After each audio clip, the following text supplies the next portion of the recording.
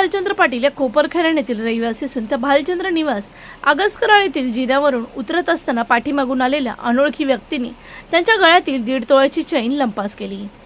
या प्रकरणी विमलाबाई यांनी कोपरखैरणे पोलीस ठाण्यात तक्रार दाखल केली। याच अनुषंगाने तांत्रिक तपासाच्या माहितीद्वारे आरोपीचा पोलिसांनी शोध घेतला। पिंकी उर्फ देवेंद्र जालिम सिंग हा सध्या कोपरखैरणे येथे वास्तव्य असलेला मूळ कानपूर उत्तर प्रदेशातील रहिवासी आहे। या अट्टल चोरट्यास 25 ऑगस्टला मुद्देमालासह पोलिसांनी अटक केली।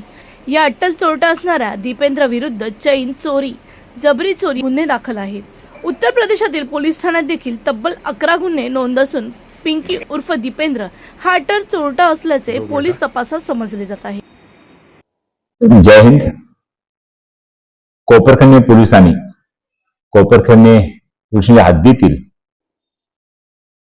चोरीचे गुन्हे होत असल्या कारणाने आम्ही गोपनीय तपास, गोपनीय माहिती तसेच तांत्रिक तपासावर एक दीपेंद्र उर्फ चिंकी जालिम सिंग वय 34 वर्ष हा मूळ राहणारा कानपूर उत्तर प्रदेशचा आहे। त्याला आम्ही ताब्यात घेतलं।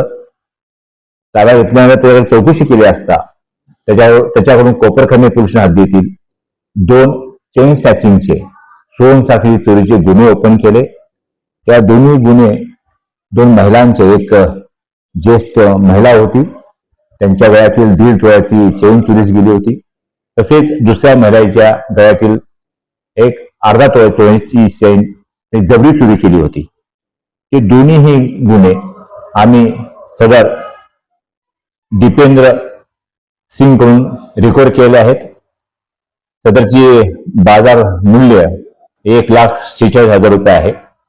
सदरच्या आरोपीला आम्ही अटक करून त्याच्याकडून माहिती घेतली असता तो मूळ राहणारा आहे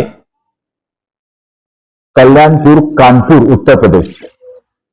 कानपूर या पोलिसांनी संपर्क केला असता कानपूर पोलिसांनी सांगितलं त्याच्या विरुद्ध एकूण 11 गुन्हे नोंद आहेत। त्यातील 8 गुन्हे हे जबरी चोरीचे आहेत, 2 गुन्हे हे NDPSचे आहेत आणि 1 गुन्हा चोरीचा आहे। असा हा उत्तर प्रदेशातील वॉन्टेड असलेला आरोपी कोपरखैरणे ह्या ठिकाणी राहत होता। स्थानिकांनी चौकशी केली असता तो तिथून परागंदा व्हायला आहे उत्तर प्रदेशमधून।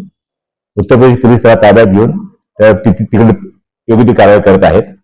तर ह्या दोन्ही चेन स्नॅचिंगचे गुन्हे आम्ही ओपन केले आहेत। सदरच्या चेन स्नॅचिंगचे गुन्हे ओपन करण्यामध्ये आम्हाला आदरणीय CP sir Shri Milind Bharambe sir, आमचे जॉईंट CP सर एनपुरे सर, आमचे डेप्टी कमिशनर श्री पंकज धाने सर, आमचे ACP श्री गावडे सर यांचे बहुमूल्य मार्गदर्शन झालं।